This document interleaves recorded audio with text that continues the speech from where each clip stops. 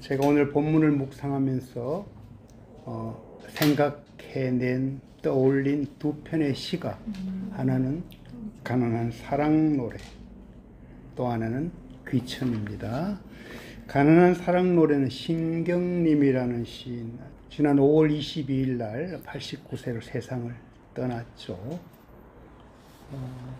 그런데 그 신경림 씨가 참 좋아했던 가장 아름다운 노래라고 그렇게 불렀던 시가 바로 천상병 씨의 귀천입니다. 근데 두 개의 시는 가만히 이렇게 들어가 보면은 뭔가 하나는 그냥 이 가난한 참 사람이 이 땅에서 살아가는 그 치열한 애달픈 그런 표현을 한 것으로 가득 차 있고, 귀천은 이제 내가 이 땅에 소풍 끝내고 하늘로 돌아간다는 이제 그것을 노래하고 있는데, 이 두 편의 시 사이에 저는 접점이 있다고 봐요. 뭔가 만나는 지점이 있다, 이런 얘기죠. 오늘 처음 시작이 어떻게 돼요? 사랑하는 사람들, 이렇게 시작합니다. 그죠? 사랑하는 사람들이요. 그리고 외국 사람과 나그네 같은 여러분, 개혁개정의 거류민과 나그네 같은 여러분, 뭐랄까요? 그 신분 자체가, 그죠? 그렇게 자유로운 것 같지도 않고 뭔가 가난투성이인 것 같고 그런 거잖아요. 제가 그래서 이 사랑하는 이라는 이 호칭 속에서 뭔가 가난한 이를 제가 떠올랐다. 가난한 이라는 이 외국 사람 같고 나그네 된 어떤 그 이미지가 그렇게 들어있단 말이에요. 그죠? 그런데 아까 나눴죠? 나그네 뭘까? 돌아갈 곳이 있다. 그죠? 그것이 우리에게 하늘로 돌아가는, 우리에게는 하늘이 주어진 그런 사람들이다. 아까 우리 예순 씨 진짜 사랑 타령도 하고 힘든 얘기 했잖아요. 그죠? 그게 오늘 신경림 시인이 쓴 시에 다 들어있어요. 그리고 우리의 장차 우리는 돌아갈 고향이 있다. 그게 귀천에 관한 얘기인데요.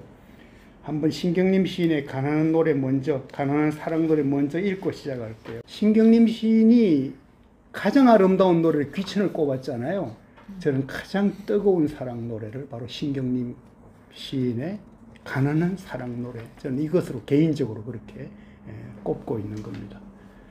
한번 읽어볼게요. 가난한 사랑 노래. 이것은 이웃의 한 젊은이를 위해 쓴 시입니다. 가난하다고 해서 외로움을 모르겠는가?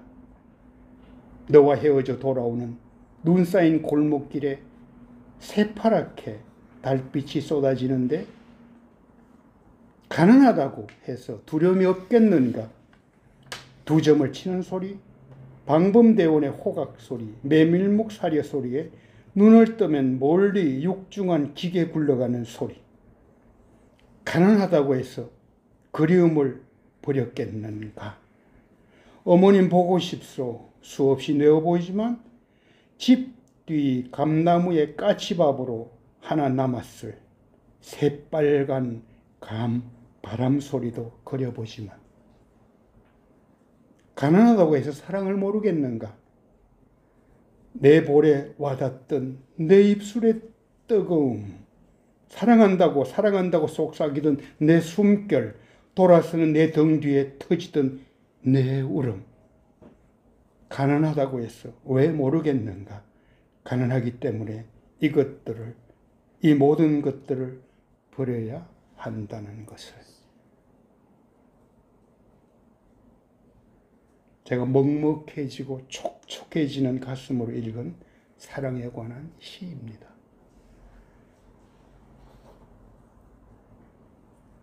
우리 다비다 자매들도 우리 다큐 식구들을 잘 공감할 수 있는 시일 거예요. 그죠? 그런 나에게, 그런 우리에게 하나님이 어떻게 얘기합니까? 내가 있으니 외로워 말라고, 두려워 말라고. 가난하다고 사랑을 결코 버리지 말라고. 너는 가난한 자 같으나 부유한 자라고. 사랑하고 사랑받을 자격이 넘친다고. 가난한 자는 복이 있으니 천국이 너의 것이라고. 이게 귀천에 관한 얘기예요. 귀천. 이어서 한번 읽어주세요. 영경씨 읽어줄래요?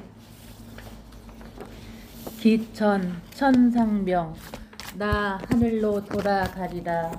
새벽빛 와닿으면 쓰러지는 이슬 더불어 손에 손을 잡고 나 하늘로 돌아가리라. 노을빛 함께 단둘이서 기습에서 놀다가 구름 손짓하면은 나 하늘로 돌아가리라. 아름다운 이 세상 소풍 끝내는 날 가서 아름다웠더라고 말하리라. 아멘 할 뻔했어. 그래요. 이 천상병시 참 좋은 시를 썼죠. 그분이 동백님 사건으로 참 이렇게 고난도 많이 당했고 그 후유증으로 고생도 엄청 하다가 63세로 세상을 떠났고, 이분의 묘비명이 뭔 줄 알아요? 잘 놀다 갑니다. 이건 결국 귀천의 어떤 그런 시와 연결된 얘기죠. 베드로의 사랑 편지. 지난번 우리 창립 기념일 뮤지컬 때 제가 베드로 역을 맡았어. 베드로가 굉장히 좋아졌어. 옛날보다 더 좋아졌어. 그리고 있죠. 베드로가 다비다와의 관계가 있잖아. 살리는 인연도 있고, 그죠? 베드로의 사랑 편지라 그랬잖아요. 와, 그 참 다혈질에 뭔가 투박해 보이는 듯한 어부에게서 무슨 사랑이 나올까? 근데요, 베드로야말로 저는 사랑을 이야기할 수 있는 사람이라고 그렇게 확신을 해요. 여러분, 제자 중에 사랑의 사도라는 별명이 붙은 요한, 그죠? 하나님은 사랑이시다. 하나님이 세상을 이처럼 사랑하서 사랑에 관한 얘기 참 많이 했단 말이야. 그죠? 요한도 원래는 뭐예요? 우리의 아들 중에 한 사람이지. 그죠? 그 다음에 또 하나, 사랑 그러면은 바울. 고린도전서 13장. 와, 어떻게 그 사랑을 그렇게 표현할 수 있을까? 결국 그 얘기는 뭔가 하면은 그게 예수님을 표현한 얘기예요.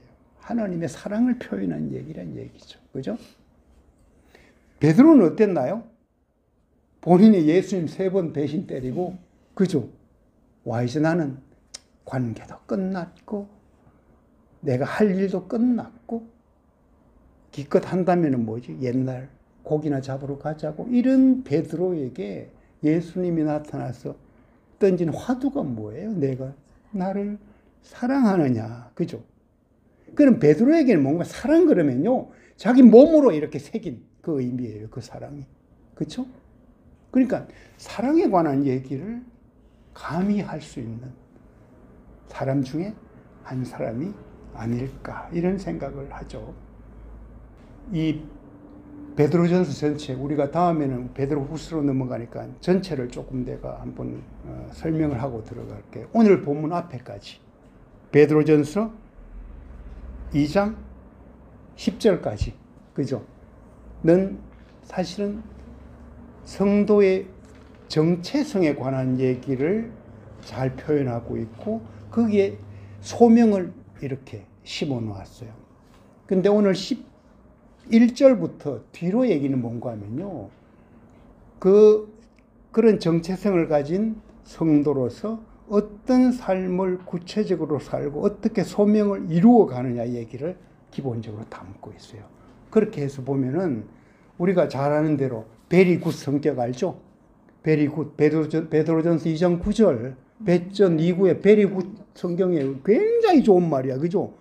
한번 읽어볼래요? 어제 거 한번 보세요. 너는 뭐예요? 택한 족속이요, 왕 같은 제사장이요, 거룩한 나라요, 하나님의 소유된 백성이니. 그게 정체성이죠. 그죠? 우리가 어떤 존재냐? 와, 우리는 택한 백성이래. 그리고 뭐예요? 왕 같은 제사장이래. 그죠? 그 다음 뭐죠? 거룩한 나라래. 하나님의 소유된 백성인데 뭐가 있어요? 어떤 미션이 들어가 있어요? 이는 여러분을 어둠에서 불러내어 그분의 놀라운 빛으로 들어가게 하신 분의 덕을 선포하게 하기 위한 것입니다. 왜 그런 정체성이 우리에게 만들어졌느냐? 그죠? 그 정체성을 가진 자로서 해야 될 게 뭐냐? 와, 우리를 어둠에서 불러내서 빛으로 들어가게 하면 그분, 그죠? 하나님의 덕을 선포하기 위함이다. 이렇게 이제 정체성과 소명을 한마디로 그분의 덕을 선전하는 거구나 하고 나서 살아가는 자요. 이렇게 넘어가니까 오늘 본문부터 시작되는데요. 이 뒤의 얘기들을 이렇게 가만히 보면요. 정체성과 설명에서 앞에, 오늘 본문 앞에 등장하는 중요한 두 단어가 있어요. 그게 그 정체성을 가진 우리에게 우리가 지향해야 될 목표일 수도 있고요. 우리가 추구해야 될 가치인데 그게 뭔가 하면요. 사랑과 거룩이에요. 그게 앞에 설명이 딱 되어 있어요. 이 거룩과 사랑이라는 것을 베드로가 굉장히 중요한 두 가치로 던져놓고 우리 정체성을 이제 풀어서 설명해 놓은 거라. 그죠? 택한 족속이고 왕 같은 제사장이고 거룩한 나라고 소유된 백성이라고. 이 속에 이제 그게 녹아 들어가 있단 말이야. 그죠? 그리고 나서 그 뒤에 이제 중간중간에 막 설명들이 막 지나가. 오늘 본문에도 들어가 있어. 그죠? 좀 착하게 살아라. 선한 행실 보여라. 그죠? 그래야지 믿지 않는 사람들이 뭔가 하나님께 영광을 돌릴 수 있지 않겠느냐. 이게 베드로전 3장 15절 16절 가면은 보다 구체적으로 설명하고 있죠. 너희 속에 있는 그 소망에 관한 이유를 묻는 자들에게 대답할 것을 항상 예비하되 온유와 두려움을 하고 선한 양심을 가지라. 그죠? 그리고 선한 행실 얘기를 덧붙여서 가고 있어요. 그러니까 베드로가 생각하는 것은 뭔가 하면은 지금 이 우리가 살고 있는 이 시대, 이게 호락호락한 시대가 아니잖아. 그죠? 자유롭게 살아갈 수 있는 시대가 아니에요. 말 그대로 종으로 사는 시대예요. 로마에. 그죠? 베드로는 정체성을 어떻게 설명해요? 완전히 다른 정체성을 던졌단 말이에요. 그죠? 그리고 오늘 본문에 오면은 보너스처럼 마치 편지의 PS처럼 던져진 또 하나의 단어가 등장해. 그 정체성이 뭐예요? 자유인이야. 와, 놀랍지 않아요? 근데 그 자유인이 됐는데 그거 가지고 악행의 구실로 쓰지 말고 뭐라고요? 하나님의 종으로 사십시오. 그리고 이제 좀 더 구체적으로 진짜 베드로가 하고 싶었던 얘기가 있어요. 그게 뭔가 하면요. 베드로전서 4장 1절부터 13절이에요. 4장 1절부터 13절에 보면은 4장 2절 보면요. 그분은 우리가 더 이상 인간의 욕심을 따라 살지 않고 하나님의 뜻을 따라 육체의 남은 때를 살기를 원한다. 이 얘기 나오죠.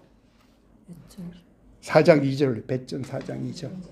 그죠? 네. 우리가 더 이상 인간의 욕심을 따라 살지 않고, 오늘 본문에도 나오잖아요. 욕심 따라 살지 말고 그 얘기가 나오는데 계속 되풀이하고 있는 거예요. 그리고 하나님의 뜻을 따라 그랬죠.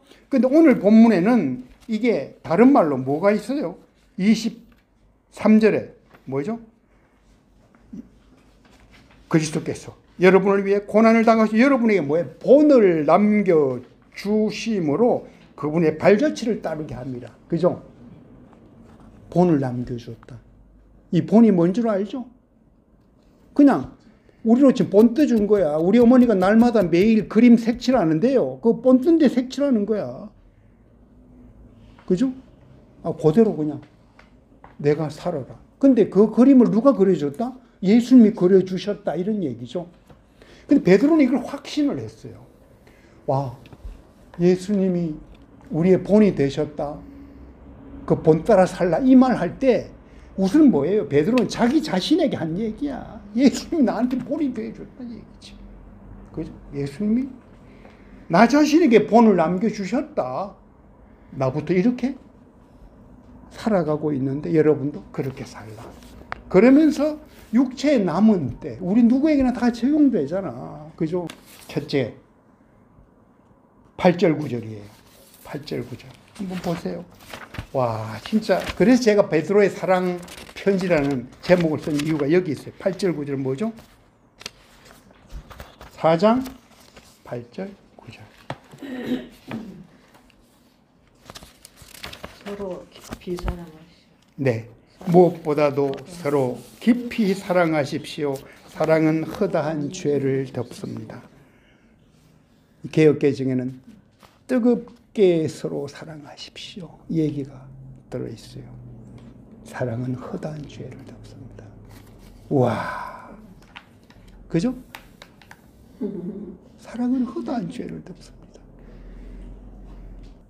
근데 이게 이제 생각보다 쉽지 않지. 그죠? 뜨겁게 열심히 사랑하기 쉽지 않지. 베드로 자신도 그랬잖아. 사랑하기 쉽지 않죠. 배신 때리죠. 3번의 배신 때린단 말이에요. 그죠? 근데 그것을 누가 사랑하게 만들어요? 본을 그려준 그분께서 와 나 따라 살려고. 내가 너를 위해서 죽은 것처럼. 그죠? 너도 그렇게 살라고. 근데 이게 명령이 아니고요. 하나님이 자기의 그 큰 사랑 속으로 초대하면은 자연스럽게 나타나는 사랑이라 이런 얘기예요. 근데 이게 뭐예요? 그러니까 내 속에서 막 사랑이 일어나. 그죠? 내 속에서 막 일어나. 그게 하나님이 우리에게 찾아오셔서 만져주셨을 때 일어날 수 있는 부분이죠. 베드로가 이렇게 변한 거예요. 사실 감히 이 얘기를 할 수 있는 거예요. 자기야말로 대접하고 하는 이런 부분에 있었어요. 그지? 아마 여기 대접 잘하라 그랬잖아. 잡히시던 날 밤. 그죠? 최후의 만찬할 때. 예수님이 세족식 할 때 뭐라 그랬어요? 그죠? 예수님의 발 쭉 내밀고 처음에는 뭐 왜 시킵니까 하다가 내 목욕까지 시켜달라고. 와, 이 베드로가 그랬잖아요. 그래서 이제 너 서로 발 씻기는 것이 옳다고. 이 말의 다른 표현이요. 대접하라 이런 얘기로 베드로가 했을 것 같고요. 이게 사실은 뭐예요? 두 번째 얘기를 제가 제일 먼저 한 겁니다. 첫째 얘기가 그 앞에 뭐가 나온 줄 알아요? 7절에 바로 앞에. 한번 읽어볼래요? 만물의 마지막이 가까웠습니다. 그러므로 여러분은 정신을 차리고 깨어 기도하십시오. 네, 이 얘기를 먼저 했어요. 만물의 마지막이 가까웠다. 그죠? 이건 시대적으로 볼 때도요. 그 네로의 그 박해 속에서 그죠? 굉장히 힘들 때지. 자기 자신도 어쩌면 곧 죽을 것이라는 생각을 하고 있을 개인적인 종말도 마찬가지고요. 만물의 마지막이 가까웠습니다. 그래서 뭐예요? 여러분은 정신을 차리고 근신하여 기도하십시오. 와, 예수님이 잡히시던 날 기도하라 그랬지. 겟세마네 동산에 데려갔지 제자. 그죠? 베드로 요한 야고보 데려갔지. 그래도 그냥 야 기도의 용사라고 나름대로 수석 제자 등등 사랑하는 제자를 데려갔지. 근데 뭐예요? 기도하라고. 그래 쿨쿨 자. 다시 와봐도 쿨쿨 자. 이제 그만 돌아가자.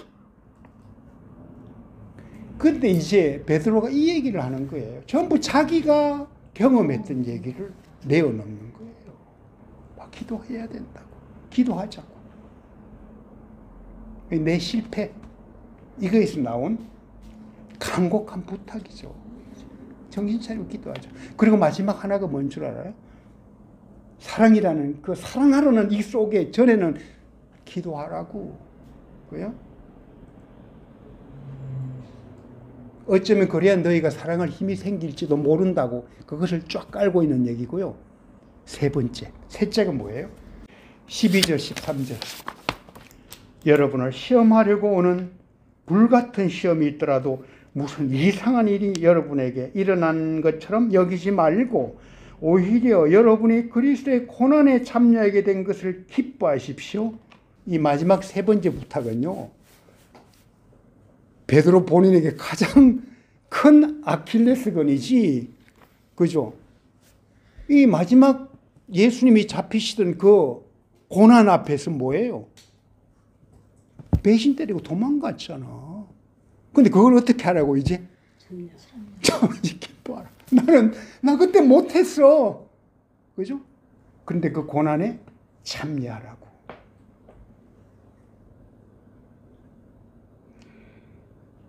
그러면 뭐가 온다? 기쁨이, 즐거움이 일어날 것이다. 우리가 이제 육체에 남은 때, 개인적으로 적용하면 내 남은 인생, 나의 남은 생에 어떻게 살 것인가? 그 중심에 뭐가 있어요? 뜨겁게 사랑하라고. 사랑하며 살려고. 그죠? 우리 다비다 도서출판 다비다에서 냈던 책 있잖아요. 황숙희 권사님의 책 제목. 남는 건 사랑뿐일세. 그죠? 그럼 남는 게 사랑뿐인데 뭐예요? 내가 사랑하는 것이 남는 거지. 뜨겁게 사랑하는, 깊이 사랑하는, 이게 남는다, 이런 얘기죠. 그리고 뭐예요? 기도하는 삶. 고난이 오더라도 나는 여기에 기꺼이 참여하겠다는 자세. 그죠? 이게 우리 남은 인생들을 풍요롭게 만들어가는 그런 비밀이 될 수 있다, 이런 생각을 하게 하죠. 베드로전서는요, 마지막에 어떻게 끝나는 줄 알아요? 진한 사랑을 표현하라. 그걸로 끝나요. 맨 마지막 한번 볼래요? 5장 14절. 여러분은 사랑의 입맞춤으로 서로 인사하십시오. 그리스도 안에 있는 여러분 모두에게 평강이 있기를 빕니다. 응? 진한 사랑을 표현하며 살아가십시오. 사실 입맞춤은 초대교회 당시에는 성도 간의 그 최고의 형제를 표현하는 거였어요. 그 문화적으로 그렇다는 얘기였죠. 그런데 제가 지난번에도 한번 이야기했는데요. 사도 바울 있잖아. 바울의 서신서들 끝낼 때요, 끝맺음에 문구가 하나 있어. 뭔 줄 알아요? 고린도전서 16장 20절. 너희는 거룩한 입맞춤으로 서로 문안하라야. 왜? 바울은 무엇을 강조했어요? 거룩을 얘기했어요. 제가 오늘 2장 이전에, 오늘 본문 이전에서 떠올리는 두 가지 중요한 가치, 그게 거룩과 사랑이라 그랬잖아요. 근데 마지막에 사도 바울의 편지에서 입맞춤이라는 단어를 쓰는데 형용사를 거룩한 입맞춤이라고 그랬는데 베드로는 뭐에 기었고? 사랑의 입맞춤이에요. 그 말은 뭐죠? 사랑 이상의 거룩은 없다는 것을 하고 싶었던 것 같아요. 다른 말로 하면 거룩 이상의 사랑도 없다는 얘기도 맞는데, 와, 진짜 사랑하라고. 그 예수님에게서 느껴진 이미지가요, 예수님이 십자가에서 그렇게 나를 사랑하셨다, 그 속에 들어가니까요, 그게 거룩한 나라도 보이고요, 왕 같은 제사장도 보이고요, 소유된 백성이 느껴지고요, 택한 족속이라는 것, 그요? 사람과 거룩이 이루는 정체성 이것을 설명을 하고 있죠.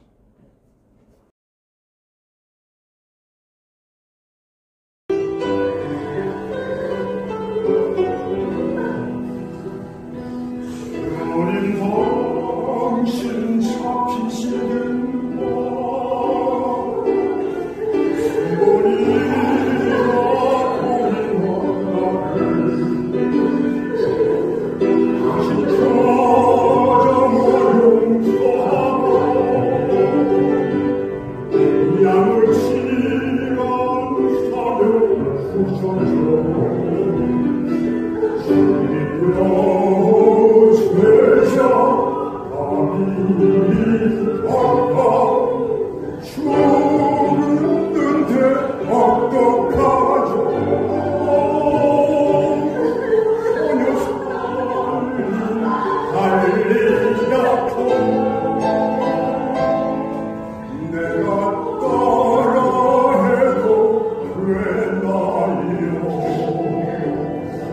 그래도 선생님, 감리도 함께 살려달라고 모시았는데 뭐 하셔요? 살려주세요.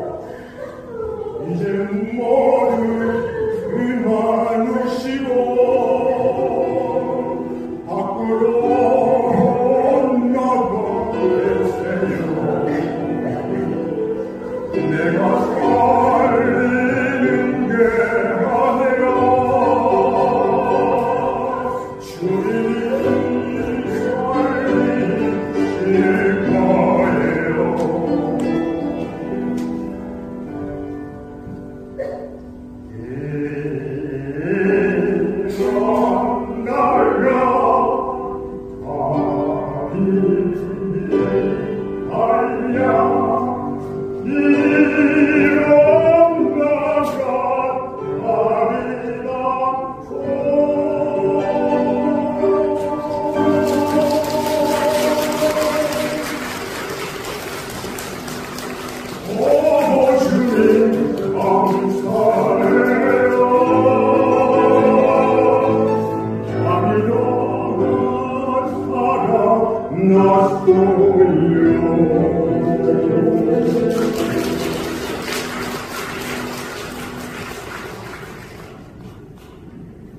제가 지금